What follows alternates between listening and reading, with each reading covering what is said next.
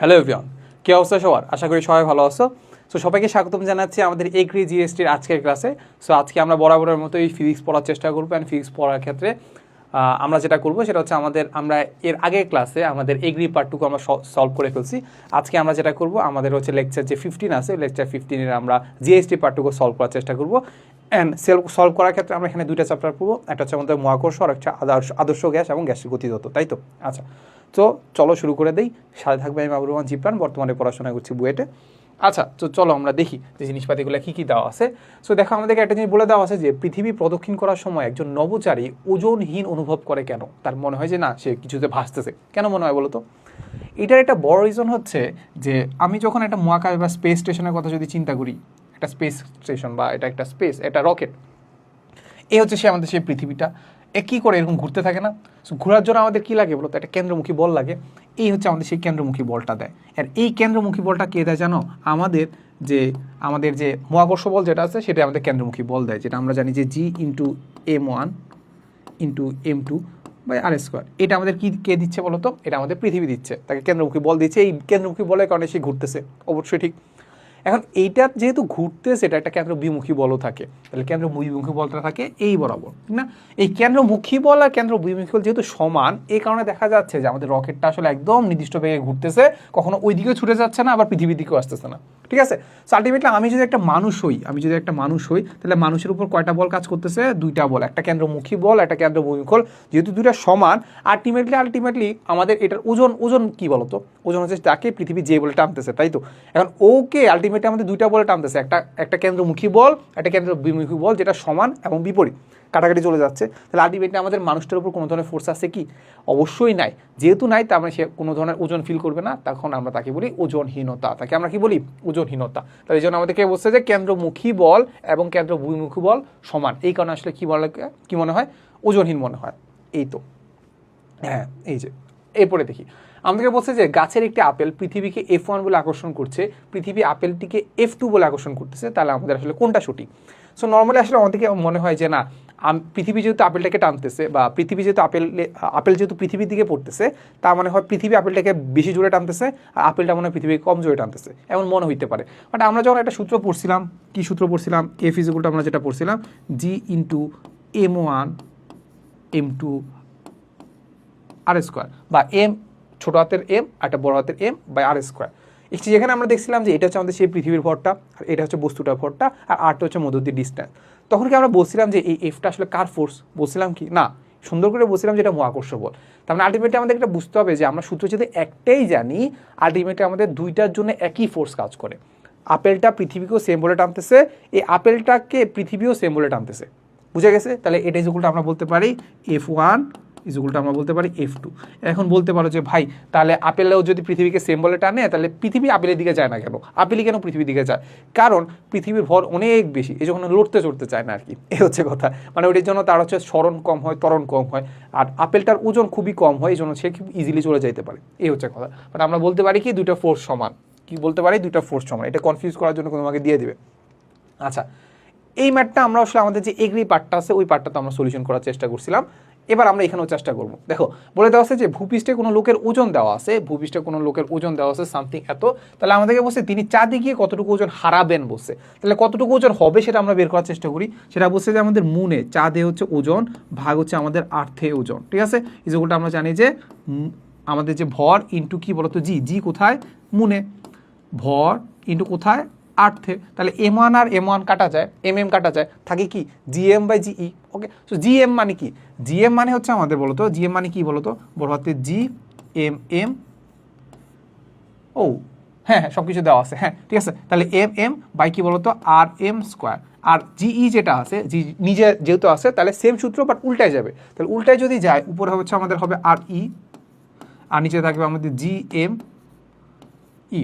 এটা না? হ্যাঁ। তাহলে আলটিমেটলি আমরা দেখতে পাচ্ছি জি কাটা গেছে, জি বাদ। তাহলে আলটিমেটলি আমাদের দেখতে পাচ্ছি কি বলতো? আমাদের যেটা বলছে যে পৃথিবীর ভর যেটা আছে সেটা আমাদের চাঁদের ভরের 81 গুণ হয়। তাহলে চাঁদের ভরের 81 গুণ মানে কি? এই যে আর্থের যে ভরটা আছে সেটা হচ্ছে আমাদের 81 গুণ কার? মুনের, ঠিক আছে? আর এখানে তো মুনের ভরটা আছেই। ওকে, এরপরে যেটা বলে দেওয়া আছে যে আমাদের যে পৃথিবীর ব্যাসার্ধ যেটা আছে সেটা আমাদের চাঁদের হচ্ছে 4 গুণ। চাঁদের হচ্ছে কি? 4 গুণ। তার মানে আলটিমেটলি আমরা বলতে পারি যে এই যে আর্থের যেটা আছে এটা আমাদের 4 ইন্টু মুন, বলতে পারি কি আর্থের যে রেডিয়াসটা সেটা আমাদের মুনের 4 গুণ। ওকে, তাহলে আলটিমেটলি আমাদের এখানে আর মুন স্কোয়ার, আগেরটা যেটা আছে এটা দেখে দিলাম। তাহলে কাটাকাটি কি যায় বলো তো? কাটাকাটি যায় হচ্ছে আমাদের এইটা, আবার এইটা আর এইটাও কাটাকাটি যায়। তাহলে আলটিমেটলি আমরা দেখতে পাচ্ছি উপরে 4 এর পরে একটা স্কোয়ার আছে, 4 4 16, আর নিচে হচ্ছে আমাদের 81। ঠিক আছে, সেই জিনিসটা আমরা একটু মুখস্থ করে নিতে পারি চাইলে, যে 16/81 হবে। 16/81 কী হবে আমাদের? দেখো এখানে আমরা কাটা দিয়ে ফেলতে পারি, বলতে পারি কি বলতো জিএম যেটা আছে, মানে যে চাঁদে যে অভিকর্ষজ ত্বরণ যেটা আছে, কিংবা বলতে পারি যে চাঁদে যে আমাদের ওজন যেটা আছে সেটা আমাদের নর্মালি যে পৃথিবীতে ওজন কিংবা পৃথিবীতে যে জি আছে ওইটার 16/81 গুণ। 16/81 হ্যাঁ, এটাই তো। তো এটা আমরা এখান থেকে পেয়ে গেছি। তাহলে আমরা এইখান থেকে আর এইখান থেকে যেটা করতে পারি সেটা আমরা বলতে পারি যে মুনে ওইটার আসলে ওজনটা কত হবে? 16/81 ইন্টু হচ্ছে আমাদের আর্থে ওজন। আর্থে ওজন কত দেখতে পাচ্ছি? 648। 600 কি 48। তাহলে এই পাশটুকু করলে আমরা দেখতে পাচ্ছি 81, আর এটা যদি আমরা কাটি এখানে দেখা যাবে 8। 8 একে 8, 8 8 64। তাহলে 8 আর 16 গুণ করলে কত পাচ্ছি? 6 8 48, হাতে আছে কত? 4। তাহলে 8 একে 8 কত? 12। এত নিউটন, এত ওজন হয়ে গেছে। ঠিক আছে, সো আমরা এত নিউটন আমরা কোথায় পেয়েছি? চাঁদে পাইছি। আর নর্মালি আমরা দেখতে পাইছি যে এটা হচ্ছে আমাদের সেই পৃথিবীতে ওজন, তাহলে ডিফারেন্সটা কত সেটা আমাদের হারাবে নাকি? তাহলে হারাবে কত? সেটা হচ্ছে আমাদের 648 থেকে বাদ দিব কত? 648 থেকে বাদ দিব 128। তাহলে 128 যদি বাদ দেয় তাহলে আমাদের এইখানে হচ্ছে আমাদের 0, এখানে হচ্ছে আমাদের 2, আর এখানে হচ্ছে আমাদের 5। এত নিউটন, 520 নিউটন হারাবে। কত নিউটন হারাবে? 520 নিউটন। ঠিক আছে, আচ্ছা আগাই। এই যে 520 নিউটন। আচ্ছা, এরপরে দেখি কি বলে দেওয়া আছে যে পৃথিবীর সাপেক্ষে মুক্তিবেগ ভিই আর হচ্ছে আমাদের চাঁদের সাপেক্ষে মুক্তিবেগ যদি ভিএম হয় তাহলে নিচের কোনটা সঠিক, মানে কোনটা বড় আমাদেরকে বের করতে হবে। সো এসকেপ ভেলোসিটি বা মুক্তিবেগের যে সূত্রটা সেটা যদি আমরা দেখার চেষ্টা করি, আমরা জানি যে ভি ইকুয়ালটা আমরা জানি √2/GR। ঠিক আছে, আমরা কি জানি? √2/GR, তাই তো? আচ্ছা, এখন নর্মালি আমি যদি চিন্তা করি যে জি এর উপরও ডিপেন্ড করতেছে, আবার হচ্ছে আর এর উপরও ডিপেন্ড করতেছে। সাপোজ আমি দুইটাই নিলাম, ঠিক আছে, আলটিমেটলি আমরা দেখতে পাচ্ছি ভি ইজ প্রপোর্শনাল টু আমাদের √2/G × R। এখন আমাকে বলো পৃথিবীর কথা যদি আমি চিন্তা করি আর চাঁদের কথা যদি চিন্তা করি, কার জি এর মান বেশি? অবশ্যই পৃথিবীতে জি এর মান বেশি। আমরা নর্মালি আমরা জানি যে চাঁদের কথা যদি আমি চিন্তা করি, চাঁদের জি এর মান পৃথিবী জি এর মানের 1/6, মানে 6/1 6/1 কি 1 ভাগ। ঠিক আছে, তারপরে আলটিমেট আমরা বুঝতে পারি যে এইখানে আমাদের বলতো কে জিততেছে বলতো, এখানে আমাদের বেশি হওয়ার কথা কারটা বলো, এটা হচ্ছে আমাদের আর্থেরটা জি এর মান। আচ্ছা, মুনের ব্যাসার্ধ বড় নাকি চাঁদের ব্যাসার্ধ বড় নাকি পৃথিবীর ব্যাসার্ধ বড়? অবশ্যই পৃথিবীর ব্যাসার্ধ বড়। তাহলে এইখানেও আমাদের যে জিততেছে কি বলতো? আর্থ। তাহলে এই আর্থের জিনিসপাতি যদি সবচেয়ে বড় হয় তাহলে আমাদের ভি আর্থ কি অবশ্যই বড় হবে না? বা এসকেপ ভেলোসিটি ভিই যেটা আছে সেটাও বড় হবে না কার থেকে? ভিএম থেকে। তাহলে আলটিমেটলি আমরা বলতে পারি কি ভিই বড় কার থেকে? ভিএম থেকে।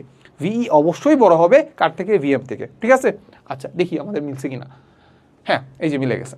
আচ্ছা, এরপরে দেখি বলে দেওয়া আছে যে পৃথিবীর ব্যাসার্ধ দেওয়া আছে এত কিলোমিটার, তাহলে পৃথিবী পৃষ্ঠের এত কিলোমিটার উঁচুতে জি এর মান কত হবে? ঠিক আছে, আচ্ছা, সো আমরা একটা সূত্র পড়ছিলাম, আমরা নর্মালি দেখছিলাম যে একটা সূত্র, সেটা হচ্ছে আমাদের বলতো এইচ উচ্চতায় যদি জি বের করতে চাই, খুব বেশি উচ্চতায় নিয়ে গেলাম না, তাহলে আলটিমেটলি আমরা দেখতে পাচ্ছি এটা হবে আমাদের 1 - 2H/R × G। এটা দেখতে পাচ্ছি কি হ্যাঁ, আমাদেরকে বলছে যে ব্যাসার্ধ যদি এত কিলোমিটার হয় তাহলে আলটিমেটলি আমাদের বলছে যে পৃথিবী পৃষ্ঠের না, এটা তো অনেক বেশি উচ্চতায়, তাই তো? তাহলে এটা বেশি উচ্চতা, তাহলে এই সূত্র অ্যাপ্লাই করবো না। তাহলে আমরা অ্যাপ্লাই করবো কোনটা? সেটা আমাদের এইচ উচ্চতায় যদি বের করতে চাই সেটা হবে আমাদের AGH = হবে আমাদের নিচে হবে আমাদের R+H স্কোয়ার, আর উপরে আমাদের R²। এই সূত্র অ্যাপ্লাই করবো। ঠিক আছে, এটা অনেক উচ্চতায়, কিন্তু ভালোই উচ্চতা। তাহলে আলটিমেটলি আমরা যেটা দেখতে পাবো সেটা হচ্ছে আমাদের GH যেটা হবে সেটা হচ্ছে আমাদের হবে উপরে হচ্ছে আমাদের R²। আচ্ছা, ভালো কথা, R² রাখলাম। এখানে আমাদেরকে যেটা বলছে যে পৃথিবীর ব্যাসার্ধ হচ্ছে এত কিলোমিটার, আর আমাদেরকে যাইতে হবে কত? যাইতেও হবে এত কিলোমিটার, উঁচুও যাইতে হবে এত কিলোমিটার। তার মানে আমরা বলতে পারি যে H = R বলতে পারি। H মানে কি হাইট, আরটা কি ব্যাসার্ধ, তাহলে দুটো সমান। তাহলে আমরা এখানে বলতে পারি H এর জায়গায় R বলতে পারি। এখানে যদি R বসাই দেই তাহলে আর কত হবে? 2R, তাহলে 2R²। আলটিমেটলি আমরা দেখতে পাচ্ছি কি হতো, এখানে আমরা জি দ্বারা গুণ করে দিলাম। তাহলে আলটিমেটলি আমরা দেখতে পাচ্ছি R² কাটা থাকবে, নিচে থাকবে 1/4, নিচে থাকবে 4, আর ইন্টু হচ্ছে আমাদের জি হচ্ছে 9.8। তাহলে ভাগ করো, তাহলে কত পাচ্ছি দেখো তো? 9.8 না, 9.81 না, 8 ধরবো। তাহলে আলটিমেটলি ভাগ দিলে পাচ্ছি 4 2 8, তাহলে 2 পয়েন্ট সামথিং আসবে। আমি আর করবো না, তাহলে 2 কত সামথিং আসবে, এই যে 2 পয়েন্ট সামথিং, দেখছো? আচ্ছা, এই যে 2 পয়েন্ট সামথিং। এরপরে দেখি বলছে যে পৃথিবীর ব্যাসার্ধ আর হলে ভূপৃষ্ঠ থেকে কত উচ্চতায় এর মান শূন্য হবে। সো নর্মালি এটা জাস্ট আমরা ওইভাবে ওই আগে সূত্রটা দিয়ে যে করতে গেলে একটু ভেজাল হয়ে যায়, আগে সূত্রটা দিয়ে করতে গেলে আছে না একটু ভেজাল হয়ে যাবে, অনেক ইনফিনিটি জিনিসপাতি চলে আসবে। সো এই জন্য আমরা যেটা আগে যে সূত্রটা অ্যাপ্লাই করতে চাচ্ছিলাম ওই সূত্রটা অ্যাপ্লাই করবো, যেটা কারণে আমাদের কাজগুলো সহজ হবে। ঠিক আছে, যেটা হচ্ছে আমরা যেটা দেখছিলাম যে এইচ উচ্চতায় যদি আমাদের জি এর মান শূন্য হয় তাহলে জি এইচ ইজুকুলটা আমরা কি জানতাম, জি এইচ ইজুকুলটা জানতাম আমাদের 1 - twice h by r into g. ঠিক আছে, তো আমাদেরকে বলছে যে এই উচ্চতায় এর মান কত হবে, 0 হবে। তাহলে আলটিমেটলি আমরা পাচ্ছি এই পার্টটুকু হচ্ছে আমাদের কত 0, তাই না, এই পার্টটুকু 0। তাহলে আমরা দেখতে পাচ্ছি যে 1 - twice h by r into g. তাহলে আলটিমেটলি আমরা দেখতে পাচ্ছি কী হবে বলতো, 1 - টুয়াইস এইচ বাই আর ইজুকুল কত হবে, আর ইজুকুল হবে 0। তাহলে আলটিমেটলি টুয়াইস এইচ বাই আর ইজুকুল হবে 1। তাহলে আলটিমেটলি আমরা কি দেখতে পাবো, এইচ ইজুকুল কত হবে, ইজি, এইচ ইজুকুল হবে আমাদের r/2। ঠিক আছে, r/2। এই যে দেখো এই যে মিলে গেছে, দেখছো সহজ কিন্তু। তাহলে আমাদেরকে বলছে যে সূর্য থেকে পৃথিবীর গড় দূরত্ব যেটা আছে সেটা যদি আমি কমাই দিই তাহলে বছরের দৈর্ঘ্য কী হবে, বছরের দৈর্ঘ্যের কেমন চেঞ্জ হবে। মানে বছরের দৈর্ঘ্যটা কি, বছর মানে কি, এক বছর মানে কি, একটা পৃথিবী একবার সূর্যকে কেন্দ্র করে যদি ঘুরে এসে যদি আবার আগের অবস্থানে আসে তাহলে যে সময়টা লাগে সেটাকে আমরা 1 বছর বলতেছি না। সো এখন এই সময়টা কি বাড়বে নাকি কমবে এটাকে আমরা পর্যায়কালও বলতে পারি, ঠিক না। পৃথিবীর সাপেক্ষে বা সূর্যের সাপেক্ষে যদি এটা একবার ঘুরে আসে এটাকে আমরা পর্যায়কাল বলতে পারি না।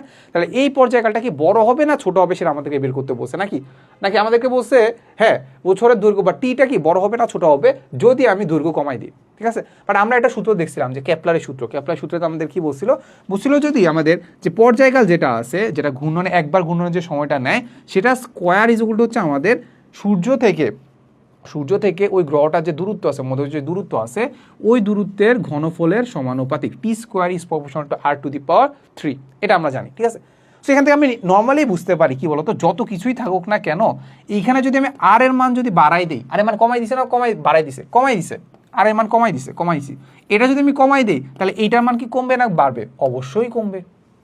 পৃথিবীর গড় দূরত্ব যদি আমি কমাই দিই তাহলে কি হবে, টি এর মান কি অবশ্যই কমবে।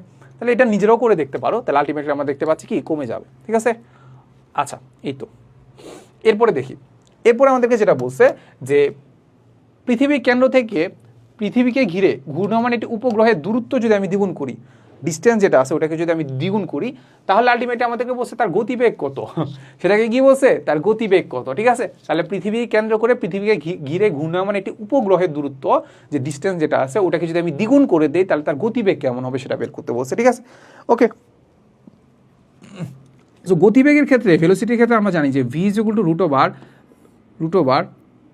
যেটা জানি যে gm/r+h, আরটা কি, আরটা হচ্ছে আমাদের সেই রেডিয়াসটা, পৃথিবীর যে ব্যাসার্ধটা, আর এইচটা হচ্ছে দূরত্বটা।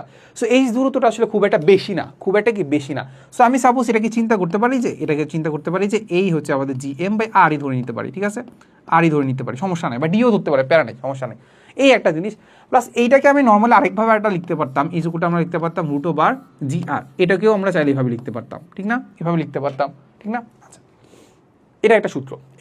ঠিক আছে, আচ্ছা এখন এখানে আমরা দেখতে পাচ্ছি যে এইখানে আমাদের আর এর সাথে ব্যস্তানুপাতিক সম্পর্ক, আর এখানে আবার কি সমানুপাতিক সম্পর্ক, রুটের সমানুপাতিক সম্পর্ক, এটা না ব্যস্তানুপাতিক সম্পর্ক।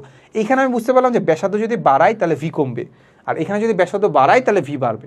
তারপর আলটিমেটলি আমাদের দেখতে হবে এখানে আমাদের জি কি কনস্ট্যান্ট নাকি এম কনস্ট্যান্ট থাকলে এই সূত্র, জি থাকলে এই সূত্র, বাট এখানে আমাদের কোনো কিছু কনস্ট্যান্ট কথা বলে দেওয়া নেই। তো আমরা আলটিমেটলি আমি ধরে নিতে হবে যে আমাদের এটা বাড়তেও পারে কমতেও পারে। এই জন্য আলটিমেটলি আমরা দেখতে পাচ্ছি যে কম বেশিটা আনসার হওয়ার কথা। ঠিক আছে, এখন আলটিমেটলি দেখো আমি যদি বলি যে দূরত্ব যদি দ্বিগুণ করি, মানে কি বলছে, দূরত্ব যদি দ্বিগুণ করা মানে কি, এটাকে যদি দ্বিগুণ করা আর এটাকে দ্বিগুণ করা, তাহলে আলটিমেটলি আমাদের √2 বাড়তে পারে বা √2 কমতে পারে। তার আলটিমেটলি দেখতে পাচ্ছি কি √2 গুণ বাড়তে বা কমতে পারে। ঠিক আছে, আচ্ছা এই তো। সো এরপর আমরা দেখি যে কোনটি মৌলিক বল নয়। মৌলিক বলের ক্ষেত্রে আমরা 4টা মৌলিক বল জানি, একটা হচ্ছে মহাকর্ষ বল, একটা হচ্ছে তাড়িত চুম্বক বল, একটা হচ্ছে দুর্বল নিউক্লিয় বল, আর একটা হচ্ছে আমাদের সবল নিউক্লিয় বল। 4টা বল জানি। 4টা বলের মধ্যে মহাকর্ষ বল তো হইলো, সবল হইলো, দুর্বল হইলো, কেন্দ্রমুখী বলটা আমি জানি না, তাহলে এটা আমাদের হবে না। ঠিক আছে, কেন্দ্রমুখী বল আলটিমেটলি কোনো ধরনের বলই না, এটা জাস্ট একটা কি বলতে পারো যে এটা বিভিন্ন ধরনের বলকে আমি জাস্ট স্পেসিফাই করি যে না এটা কেন্দ্রমুখী বল হিসেবে কাজ করতেছে। ঠিক আছে, আচ্ছা এরপরে দেখি কি দেওয়া আছে, বলে দেওয়া আছে যে পৃথিবী থেকে আদিবেগে এবং হচ্ছে সামথিং কোন একটা আদিবেগে ভূপৃষ্ঠ থেকে এত ডিগ্রি কোণে একটি রকেটকে নিক্ষেপ করা হয়েছে, তাহলে ন্যূনতম বেগ কত হলে রকেটটি পৃথিবীর অভিকর্ষ বলকে অতিক্রম করবে, মানে আই গেস এটা আমাদেরকে মুক্তিবেগ বের করতে বলছে, তাই তো। তাহলে মুক্তিবেগ ইজুকুলটা আমরা নর্মালি জানি ভিই ইজুকুলটা আলটিমেটলি জানি √/2g * r। কার উপর ডিপেন্ড করতেছে? ওই স্থানে জি এর উপর আর হচ্ছে আমাদের ব্যাসার্ধের উপর, তাই না? আচ্ছা, আলটিমেটলি আমি যদি এটাকে আরও সুন্দর করে লিখি যে না ভাই আমি আরেকটু সুন্দর করে লিখবো, সেটা হচ্ছে যেগুলো আমাদের 2gm/r²। এখানে কার উপর ডিপেন্ড করতেছে? জি এর উপর ডিপেন্ড করতেছে। ভালো কথা, জি এর উপর কি ডিপেন্ড করতেছে, আর এম এর উপর ডিপেন্ড করতেছে, পৃথিবীর আসলে ভরের উপর ডিপেন্ড করতেছে, আর মধ্যবর্তী ডিস্টেন্স বা হচ্ছে ব্যাসার্ধের উপর ডিপেন্ড করতেছে।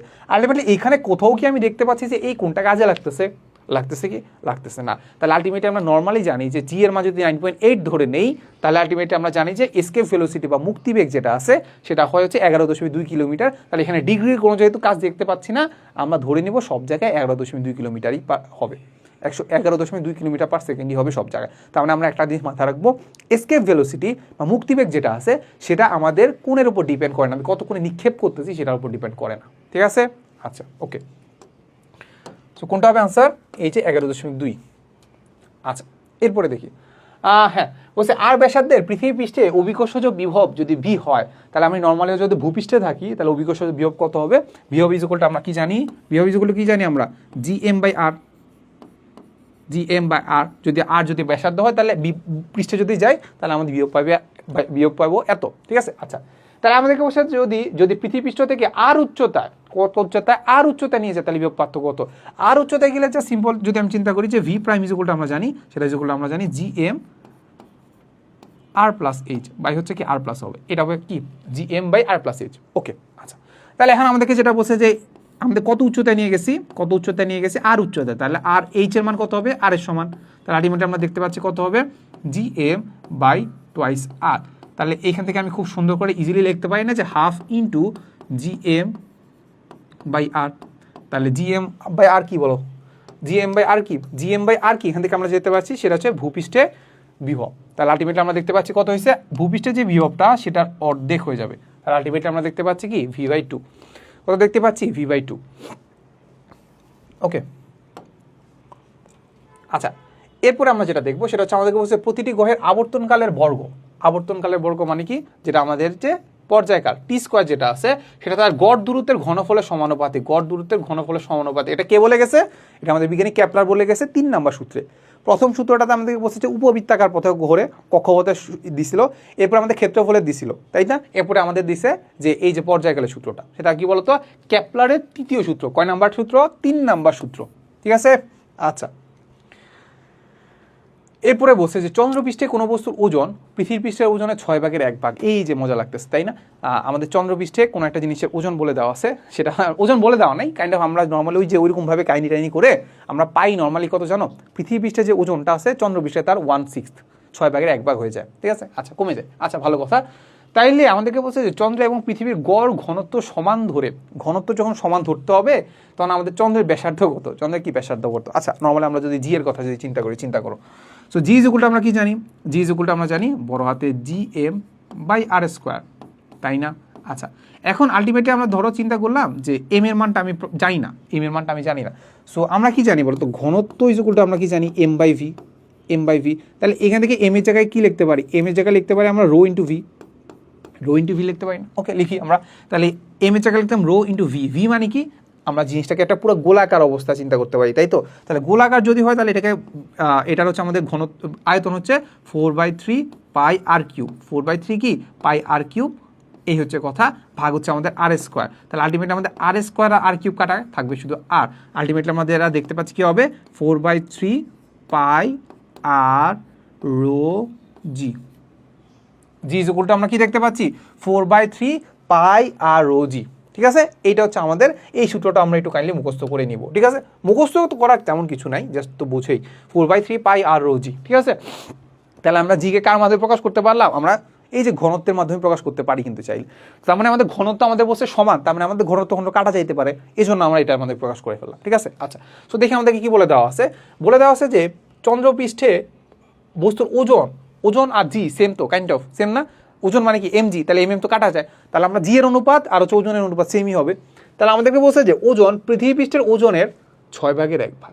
তাহলে আলটিমেটলি আমরা দেখো আমরা কি লিখবো, আমরা লিখবো যে এখানে হচ্ছে আমাদের জি, কিংবা নর্মালি আমি যদি ওজন তুমি বলো যে ভাই এমজি লিখেন, তাহলে এমজি ই যেটা আছে এটা এখানে লিখলাম, তারপর এমজি মুন যেটা আছে সেটা এখানে লিখলাম, এটা ইজ ইকুয়াল টু কত হবে বলে, কত হবে আমাদের 8 থেকে যদি 6 হয় সেটা মুনে হবে 1, সিম্পল কথা। মুনে যদি হয় 1, 8 হবে 6, এটা আমাদেরকে সুন্দর করে বলে দিয়েছে, এখান থেকে নর্মালি বুঝতে পারবা, ঠিক আছে। আচ্ছা, তাহলে আলটিমেটলি আমরা দেখতে পাচ্ছি এখানে ইজ ইকুয়াল টু আমাদের এম কাটা গেল, তাহলে জিই বাই জিএম, তাহলে আলটিমেটলি আমরা দেখতে পাবি উপরে থাকবো আমরা জিই কে এটার মাধ্যমে প্রকাশ করবো, জি কে এটার মাধ্যমে লিখি, ঠিক আছে। দেখো সেটা কত, উপরে হচ্ছে আমাদের কত 4/3 পাই আর ই রো জি, ঠিক আছে।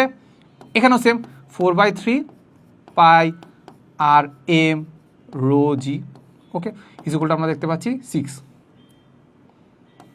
ঠিক আছে। আচ্ছা, এই তো, তাহলে আলটিমেটলি আমরা দেখো কি কি কাটা যায়, দেখো তো এখানে 4/3 পাই রো যেহেতু বলছে যে আমাদের ঘনত্ব সমান, তাহলে জি কাটা যায়, সব কিছু শেষ। তাহলে আমাদেরকে যেটা কি জানতে চাইছে বলো তো, আমাদেরকে বলতে চাইছে চন্দ্রের ব্যাসার্ধ জানতে চাইছে, মানে আর এম জানতে চাইছে। তাহলে আর এম হচ্ছে আমাদের এইটা ভাই, তাহলে আর এম ইকুয়ালটা আমাদের কি হবে বলো, আর এম ইকুয়ালটা হবে এখানে আর ই আছে, আর ই কে আমরা ধরে নিতে পারি কাইন্ড অফ 6000-এর মতো, তাহলে 6000-কে আমরা 6 দ্বারা ভাগ দিব, তাই আর এম ওইদিকে চলে গেল, 6 নিচে চলে আসলো, তাই তো। তাহলে 6 দিয়ে ভাগ দিলে কত পাচ্ছি 1000 কিলোমিটার, কত হবে 1000 কিলোমিটার। 1000 কিলোমিটার কোনটা, এই যে ভাই এইটা না 1000 কিলোমিটার, এই তো, তাহলে আমরা এখান থেকে পেয়ে গেছি 1000 কিলোমিটার। এরপরে দেখি, এরপরে কি দেওয়া আছে, বলে আছে দুটি বস্তুর মধ্যে যে দূরত্ব আছে তা অর্ধেকে নেমে আসলে মহাকর্ষ বল কত হবে, ছি, এটা ইজি না, এটা তো নর্মালি আমরা জানি। সেটা কি বলতো, আমাদের যে মহাকর্ষ বল যেটা এফ ইকুয়াল টু আমরা জানি জি এম, উপরে আছে আমাদের এম বাই আর স্কোয়ার, তাহলে আমাদের কি বলছে অর্ধেকে নেমে আসছে, তাহলে এটা হয়ে যাবে কত হাফ আর, ঠিক আছে। তাহলে এটাকে স্কোয়ার করলে পাচ্ছি কত 1/4 আর স্কোয়ার, তাহলে এই 1/4টা উপরে চলে গেল, তাহলে মোটামুটি 4 ভাগ হয়ে গেছে, এই যে 4 গুণ বাড়ে, এগুলো বাচ্চা গেলে জিনিসপাতি, ঠিক আছে। সো এখানে আমাদেরকে বলে দেওয়া হচ্ছে যে স্থির আয়তনে এটি গ্যাসের তাপমাত্রা যদি বাড়ায় তাহলে গ্যাসের কি পরিবর্তন হবে। নর্মালি আমরা জানি কি পিভি ইজ ইকুয়াল টু আমরা জানি এনআরটি, তাহলে এখানে আমাদেরকে যেটা জানতে চাইছে স্থির আয়তন মানে ভলিউমটা কনস্ট্যান্ট, তাহলে পি এর সাথে কার সম্পর্ক, টি এর সম্পর্ক, পি ইজ প্রপোর্শনাল টু আমাদের টি। তাহলে আমি যদি তাপমাত্রা বাড়ে, টেম্পারেচার বাড়াই, তাহলে আমাদের প্রেশার বাড়বে, চাপ বাড়বে, তাহলে আমাদের চাপ বাড়বে, ভালো কথা। এই যে দেখো চাপ বাড়বে, এই যে চাপ বাড়বে, এই যে চাপ বাড়তেছে। আর একটা হচ্ছে আমাদের গতিশক্তি যেটা আছে শুধুমাত্র টেম্পারেচারের উপর ডিপেন্ড করে, তাহলে গতিশক্তি বা E kinetic energy is equal to আমরা জানি F/2, এফ হচ্ছে আমাদের স্বাধীনতার মাত্রা, F/2 nRT। তাহলে এই যে কার উপর ডিপেন্ড করতেছে আমাদের গতিশক্তিটা বলতো, এই যে টেম্পারেচারের উপর ডিপেন্ড করতেছে। টেম্পারেচার যদি আমি বাড়াই তাহলে আমাদের গতিশক্তি বাড়বে, তাহলে বাড়বে, এই যে বাড়বে।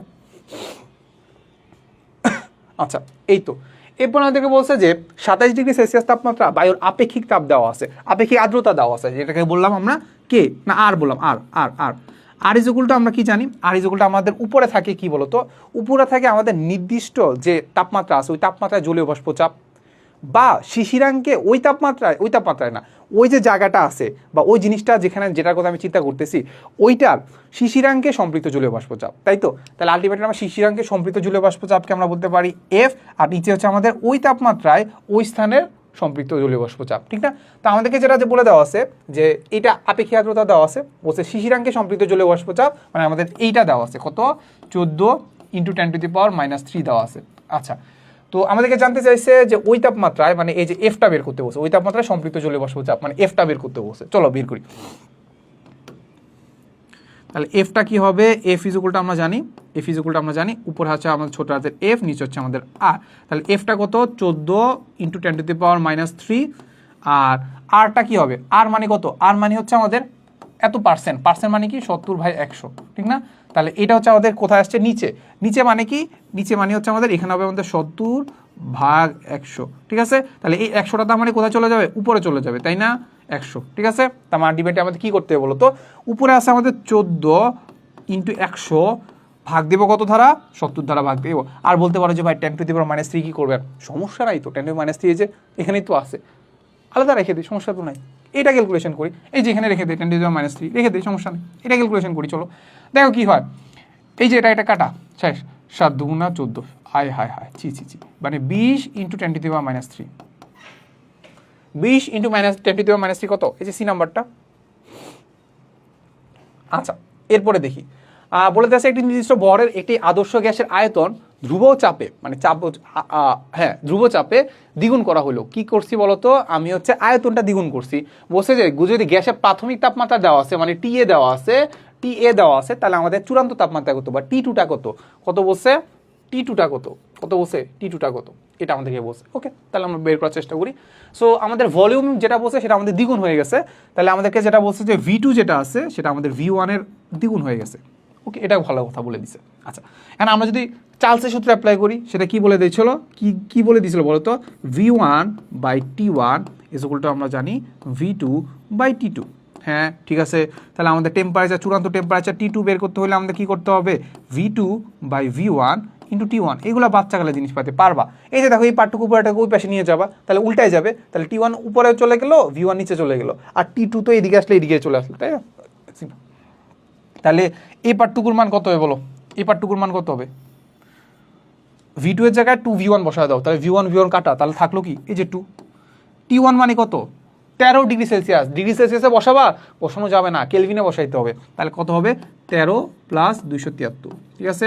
13 প্লাস 273 কত হবে, ইন্টু টু। তাহলে 13 প্লাস 273 কত, 3 দুগুণা 6, 8, 2, ঠিক আছে? এই তো, তাহলে দ্বিগুণ করো, 6 দুগুণা 12, হাতে আছে কত 1, 8 দুগুণা 16, 17, হাতে আছে কত 1, 2 দুগুণা 4, এই যে 500 এত কেলভিন, 572 কেলভিন। এইবার 572 কেলভিনকে ডিগ্রি সেলসিয়াসে নিয়ে যাও, 273 ভাগ দাও ডিগ্রি সেলসিয়াসে, কত হচ্ছে, কারণ আনসারটা ডিগ্রি সেলসিয়াসে দেওয়া, তাই তো? তাহলে 3 নং 9, শেষ, লাস্টে 9 শেষ। 9 কোনটা দেখতে পাচ্ছি, এই যে নাম্বারটা, বাকি কিছু করবো না ভাই, তুমি করলে করতে পারো, ঠিক আছে? আচ্ছা, এই তো, তাহলে এবার দেখি এবার কি বলে দেওয়া আছে। এবার যেটা বলে দেওয়া আছে সেটা হচ্ছে আমাদের পানি, বরফ এবং জলীয় বাষ্প যে তাপমাত্রায় একসঙ্গে থাকতে পারে সেটাকে আমরা বলি পানির, মনে আছে, একই সাথে থাকলে সেটাকে আমরা বলি পানির ত্রয়ীয় বিন্দু। সেটা কত, 273.16 নাকি, 273.16 কেলভিন। এটা একটু মাথায় রেখো, মুখস্থ। এরপরে দেওয়া আছে একটি আবর্তনরত কণার স্বাধীনতার মাত্রা কত। একটা আবর্তনরত কণা যদি চিন্তা করি, এটা ক্ষেত্রে আমাদের দুইটা স্বাধীনতা মাত্রা আছে। একটা হচ্ছে আমাদের সেই চলনের জন্য আমরা জানি এক্স ওয়াই জেড, তিনটা বরাবর চলতে পারে, এক্স ওয়াই জেড, তার মানে আসলে আমাদের কয়টা, তিনটা, তাই না? হ্যাঁ, এরপরে আরেকটা জিনিস করতে পারে, সেটা হচ্ছে আমাদের ঘূর্ণন। নর্মালি যদি আমি চিন্তা করি, সে যদি একটা নর্মালে যদি ঘুরে, তাহলে একটা দিক বরাবর থাকে এমন যেখানে আসলে তাকে খুব একটা বোঝা যায় না, ঘুরতেছে যে বোঝা যায় না, দুইটা অক্ষ বরাবর তাকে বোঝা যায়, সেটাকে আমরা বলি, সাপোজ ধরো এক্স আর ওয়াই, তাহলে আলটিমেট আমাদের দুইটা বরাবর দেখা যায়। তো এখানে হচ্ছে আমাদের 2 আর 3 কত হবে, 5। এগুলো খুব ডিপ জিনিস পারে, এগুলো আমি খুব আলোচনা করলাম না, জাস্ট এতটুকু বুঝো যে 5 হবে। এরপরে যেটা বলে দেওয়া আছে যে আপেক্ষিক আর্দ্রতার সূত্র কোনটা। আপেক্ষিক আর্দ্রতা আর ইজ ইকুয়াল টু আমাদের উপরে হয় আমাদের যে তাপমাত্রা ছিল ওই তাপমাত্রায় না, হ্যাঁ ওই তাপমাত্রায় জলীয় বাষ্প চাপ, ওই তাপমাত্রা জলীয় বাষ্প চাপ ছোট হাতের এফ, আর নিচে হচ্ছে বড় হাতের এফ, সেটা হচ্ছে আমাদের ওই তাপমাত্রায় সম্পৃক্ত জলীয় বাষ্প চাপ। এটাকে সম্পৃক্ত যদি করি তাহলে ওটা জলীয় বাষ্প চাপ কত হবে, এইটা। বা শিশিরাঙ্কের মাধ্যমে যদি প্রকাশ করতে চাই তাহলে উপরে হবে হচ্ছে আমাদের ছোট হাতের এফ মানে কি, ছোট হাতের মানে এফ মানে হচ্ছে আমাদের শিশিরাঙ্কে জলীয় বাষ্প চাপ, ঠিক আছে? ছোট হাতের এফ মানে কি, ছোট হাতের এফ মানে হচ্ছে আমাদের শিশিরাঙ্কে জলীয় বাষ্প চাপ, শিশিরাঙ্কে জলীয় বাষ্প চাপ, শিশিরাঙ্কে জলীয় বাষ্প চাপ। আর বড় হাতের এফটা মানে কি, ওই যে টেম্পারেচার ছিল না ওই তাপমাত্রায়, ওই তাপমাত্রায় শিশিরাঙ্কে জলীয় বাষ্প চাপ না, শিশিরাঙ্কে সম্পৃক্ত জলীয় বাষ্প চাপ। কারণ আমরা জানি যে টেম্পারেচার ছিল ওইটার একটা জলীয় বাষ্প চাপ ছিল, ওইটাকে আমি এফ বলতেছি, বাট শিশিরাঙ্কে যখন পৌঁছেছি ওটা কিন্তু সম্পৃক্ত হয়ে গেছে, তাহলে ওটাকে বললি শিশিরাঙ্কে সম্পৃক্ত জলীয় বাষ্প চাপ। আর এফ বড় হাতের এফটা কি, ওই তাপমাত্রায় সম্পৃক্ত জলীয় বাষ্প চাপ, ঠিক আছে? তাহলে এটা আমাদের সূত্র কোনটা হবে, এই যে এইটা দেখছো, এটা নর্মালি আমরা মুখস্থই জানি, এটা আমাদের তেমন কিছু করার নাই আর কি, ঠিক আছে? আচ্ছা, এরপরে আমাদেরকে বলে দেওয়া আছে কোনো গ্যাসের তাপমাত্রা এত থেকে বাড়িয়ে এত করা হলো গ্যাসের গড় বেগ কত বাড়বে। এগুলো দেখো আমাদের কোথায় আসছে বলো তো, সাস্টে আসছে। এগুলো আমাদের ক্যালকুলেটার ছাড়া করা যায় না, বাট তুমি একটু স্ক্রিনশট নিয়ে রাখো, বলছে তোমাকে দিয়ে দেওয়া হবে, একটু ক্যালকুলেটার ছাড়াই করার চেষ্টা করবো আর কি। যদি না পারো ক্যালকুলেটার দিয়ে করবা, কারণ এগুলো আসবে না খুব একটা, ঠিক আছে? এই তো, যদি না পারো আমাকে বললো। আচ্ছা, এবার দেখি যে আমাদেরকে বলে দেওয়া আছে যে কোনো সময় বায়ু শিশিরাঙ্ক দেওয়া আছে, ভালো কথা বলছে যে আপেক্ষিক আর্দ্রতা দেওয়া আছে, সেটা হচ্ছে আমাদের দেওয়া আছে হচ্ছে আমাদের 8 দেওয়া আছে। বলছে যে বায়ুর তাপমাত্রায় সম্পৃক্ত জলীয় বাষ্প চাপ কত, সেখানে আমাদেরকে বলে দেওয়া আছে আমাদের এফটা বের করতে হবে, F is equal two what, এটা আমাদেরকে বের করতে হবে। বলছে যে 10 ডিগ্রি সেলসিয়াস তাপমাত্রা মানে হচ্ছে শিশিরাঙ্কে সম্পৃক্ত জলীয় বাষ্প চাপ দেওয়া আছে, সেটা হচ্ছে আমাদের ছোট হাতের এফ দেওয়া আছে, ঠিক আছে। সো এখন আমরা কি জানি বলতো, আমরা জানি যে আর ইজ ইকুয়াল টু আমরা জানি বড় ছোট হাতের এফ বাই বড় হাতের এফ ইন্টু হচ্ছে 100%, তাই না? ছোট হাতের এফ মানে কি শিশিরাঙ্কে সম্পৃক্ত জলীয় বাষ্প চাপ, আর বড় হাতের এফটা মানে ওই যে তাপমাত্রা যেটা ছিল ওই তাপমাত্রায় সম্পৃক্ত জলীয় বাষ্প চাপ, ঠিক আছে। সো এখান থেকে আমরা যেটা জানি সে আর ইজ ইকুয়াল টু কি দেখতে পাই, আর ইজ ইকুয়াল টু আমরা দেখতে পাচ্ছি যে 75%, তাহলে 75% লিখে ফেললাম, ওকে 75%। এরপরে বড় হাতের এফ এর মান জানি আমাদের 9.221, ওকে, ভাগ দিয়ে হচ্ছে বড় হাতের এফ ইন্টু 100%, তাহলে এখন তো পার্সেন্ট কাটা যায়, পার্সেন্ট তো লিখা লাগে না, তাহলে বড় হাতের এফটা যদি আমি বের করতে চাই, বড় হাতের এফ ইজ ইকুয়াল টু উপরে থাকবে আমাদের 9.21 ভাগ হবে আমাদের 75 ইন্টু হচ্ছে 100, তাই না? এখন আমরা একটু দেখি যে আমাদের আনসারটার মধ্যে দেখবা যে সবগুলো একটু ডিফারেন্ট, এই যে 6 থেকে 12, 12 থেকে 18, 18 থেকে আবার 13, মানে ডিফারেন্স আছে ভালোই। তো এখানে মোটামুটি আমরা কিছু ধরে নিতে পারি, যেটা আমাদের কঠিন লাগতেছে সেটা আমরা কোনো একটা কিছু ধরে নিব, ঠিক আছে। দেখো এখানে আছে 9.21, এই 9.21 থেকে আমরা ধরে নিব 9, ঠিক আছে। আচ্ছা, তাহলে এবার আমরা একটু এটাকে আমাদের 3 ধারা ভাগ যায়, এটাও 3 ধারা ভাগ দেওয়া যায়, 3 ধারা ভাগ দিলে 3 ধারা ভাগ দিলে কত, 3 দুগুণা 6, 3 পাঁচা 15, ঠিক আছে। এই তো, তাহলে এরপরে আর কি কি কাটা যায় বলো তো, এই যে এইখান থেকে যদি আমি কাটি, এইখান থেকে যদি এটা কাটি তাহলে কত হবে, 4 পাঁচা 25, সরি 4 25 100, তাহলে এই 3 আর 4 গুণ করলে কত পাচ্ছি, 12। তার মানে আলটিমেটলি আমাদের আনসার যেটা আছে সেটা আমাদের 12 কাছাকাছি হবে। তাহলে মানে এই যে দেখো 12 কাছাকাছি হবে, 12.28, এই যে 12.28। আচ্ছা, এরপরে আমরা দেখি, এইটা হচ্ছে আমাদের লাস্ট কোয়েশ্চেন আমাদের কি বলে দেওয়া আছে, দেখো বলে দেওয়া আছে স্থির আয়তনের কথা বলে দেওয়া আছে, একটি আদর্শ গ্যাসের প্রত্যেকটি অণুর ভর অর্ধেক এবং বেগ যদি আমি দ্বিগুণ করে দেই তাহলে আদি এবং শেষ চাপের অনুপাত কত, এখানে আমরা দেখতে পাচ্ছি ভলিউম আছে যেটাকে আমরা স্থির রাখবো, তারপর এখানে প্রেশারের কথা বলছে যেটা আমাদেরকে বের করতে হবে, তারপর ভর বলে দেওয়া আছে, তারপর আমাদের বেগ বলে দেওয়া আছে, বেগ বলতে এখানে আমাদের সিআরএমএস বুঝায় আর কি। সো এখানে জিনিসপাতি যখন দেওয়া আছে তখন আমাদের এই কোন সূত্রটা অ্যাপ্লাই করা যায় কিংবা কোন সূত্রটা আমরা পড়ছি এটা আমরা একটু মনে করার চেষ্টা করবো আর কি। সো বলছে যে আমাদের যেটা বলছে যে আদর্শ গ্যাসের প্রত্যেকটি অণুর ভর কি করছে, অর্ধেক করছি। তার মানে ভর যদি চিন্তা করি, সাপোজ এম ভর চিন্তা করলাম, আমাদের এম যেটা আছে, এম প্রাইম যেটা আছে সেটা কি করছি জানো, অর্ধেক করছি, আগেরটার অর্ধেক, এই যে এম এর অর্ধেক করে ফেলছি এম প্রাইমটা। তারপর বলছে যে ভেলোসিটি আমি দ্বিগুণ করছি, ভেলোসিটি মানে কি, প্রথমে আমাদের সি প্রাইম যেটা ছিল সেটা হয়ে গেছে কত, দ্বিগুণ করা হয়েছে, 2c হয়ে গেছে। এই হচ্ছে আমাদের জিনিসপাত, ওকে। সেখানে আমাদের সূত্র কি জানি বলো তো, সূত্র আমরা একটা জিনিস জানি, সেটা হচ্ছে আমাদের PV is equal two 1/3 mnc², এটা আমরা জানি, সিটা এখানে CRMS, PV is equal two 1/3 mnc²। তাহলে পিভিটা কি, পিভিটা বলতে আমাদের প্রেশার আর ভলিউমের গুণফল আর কি, এটা আমরা মোটামুটি জানি। সো এখানে আমাদেরকে বলছে যে ভলিউমটা আসলে কি বলতো, সো এখন প্রবলেমটা হচ্ছে আমাদের এমএনটা কি বলতো, এমএনটা জাস্ট এতটুকু মাথায় রাখো যে এম যদি হয় একটা অণুর ভর, তাহলে এনটা হচ্ছে কতটা অণু আছে, আলটিমেটলি আমরা গুণ করলে পাবো মোট ভরটা, সিম্পল কথা, মোট ভর পাবো। এম যদি হয় মোল সংখ্যা, কয়টা মোল আছে, এন হবে কি, এম যদি হয় মোলার ভর, একটা মোলের ভর বা একটা মোল অণুর, একটা মোল গ্যাসের বা পদার্থের ভর যদি হয় তাহলে এনটা হবে মোলের সংখ্যা, আলটিমেটলি গুণ করলে পাচ্ছি মোট ভর। তাহলে আলটিমেটলি আমাদের এই জিনিসটা হচ্ছে আমাদের জাস্ট ভর প্রকাশ করে, ভর, ঠিক আছে, কি প্রকাশ করে, ভর প্রকাশ করে, সিম্পল কথা ভর। আর এটা হচ্ছে আমাদের বেগ প্রকাশ করতেছে। তার মানে আলটিমেটলি আমরা যেটা দেখতে পাচ্ছি যে পি ইজ প্রপোর্শনাল টু আমাদের mc², এমটা হচ্ছে আমাদের ভর, সিটা হচ্ছে আমাদের ভেলোসিটি, ঠিক আছে, ওকে। এখন আমরা যেটা করতে পারি, আমাদেরকে যেটা বলছে যে আমাদের চাপের অনুপাত কত হবে, আমাদের আদি এবং শেষ চাপের অনুপাত কত, তার মানে আলটিমেটলি আমরা বলতে পারি যে P1/P2 ইজ ইকুয়াল টু কত হবে, এম উপরে আছে আমাদের কত, আমরা চিন্তা করতে পারি, এটা আমরা এম প্রাইম চিন্তা করলাম, তো তাহলে আমরা প্রথমে চিন্তা করতে পারি এটা একটা হচ্ছে আমাদের পি, পরেরটা হয়ে গেছে আমাদের পি প্রাইম, তাহলে ইজ ইকুয়াল টু আমরা লিখতে পারি কত, mc² ভাগ হচ্ছে আমাদের এম প্রাইম c², ঠিক আছে, এম প্রাইম c², ঠিক আছে। তাহলে আলটিমেটলি আমরা কি দেখতে পাই, দেখো এমটা কত, এম এর মান আমি জানি না, তাহলে এম রাখলাম, c² রাখলাম, তাহলে আলটিমেটলি আমরা দেখতে পাচ্ছি যে এম প্রাইমটা কত, দেখতে পাচ্ছি হাফ ইন্টু এম। এবার দেখি আমাদের সি প্রাইমটা কত, সেটা হচ্ছে আমাদের 2c, এই যে এত স্কোয়ার, ঠিক আছে। তো এখানে আমরা কি করতে পারি বলতো, এখানে আমরা যেটা করতে পারি যে এখানে এম কাটা দিতে পারি, তারপর 2টা চলে গেছে হাফের কারণে, 2টা চলে গেছে উপরে ইন্টু উপরে আছে আমাদের c², নিচে আমাদের আছে 4c², সি স্কোয়ার কাটা, এখানে 2 আর 4 কাটা গেলে কত হচ্ছে, নিচে হচ্ছে 2, আর ডিনোমিনেটর দেখতে পাচ্ছি এখানে আমাদের হাফ মানে কত 0.5। এই যে তাহলে 0.5 কোনটা, এই যে বি নাম্বারটা দেখছো, এই যে 0.5, এই যে। সো মোটামুটি আসলে আমরা এখানে সব কিছুই সলিউশন করার চেষ্টা করছি, অ্যান্ড যতটুকু সম্ভব কাইন্ডলি আমি একটু দ্রুতই গেছি, দ্রুত যাওয়ার একটাই রিজন যে তোমাকে দেখানো যে কীভাবে তুমি পরীক্ষার হলে দ্রুত সলভ করতে পারবা, কিংবা মাথায় এতগুলো সূত্র মাথায় না রেখে, কিংবা সূত্র খেলা যাতে না খেলে, যাতে একটু মাথায় রাখতে পারো যে কীভাবে সিম্পলি চিন্তা করতে পারো, ঠিক আছে। অনেকগুলো ক্যালকুলেশন দেখবা যে আমি একদম ইজিলি সুন্দর করে তোমাকে একদম পুরো বোর্ড আকারে করে লিখতে পারতাম, বাট আমি যেটা করছি যে তুমি কীভাবে চিন্তা করবা পরীক্ষার হলে ওইভাবে লিখছি, ঠিক আছে। সো এতটুকুই মোটামুটি আমাদের ছিল। এখানে আমি একটা থ্যাংক ইউ দিতে পারি তোমাদেরকে এতক্ষণ দেখার জন্য, সেটা হচ্ছে আমাদের অনেক অনেক ধন্যবাদ। যদি কারো যদি মাঝখানে কোনো ধরনের প্রবলেম থাকে তাহলে আমাকে হচ্ছে ইনবক্সে মেসেজ দিতে পারো। এর বাইরে আর তেমন কিছু বলার নেই। সো দেখা হবে নেক্সট কোনো ক্লাসে। আসসালামু আলাইকুম সবাইকে।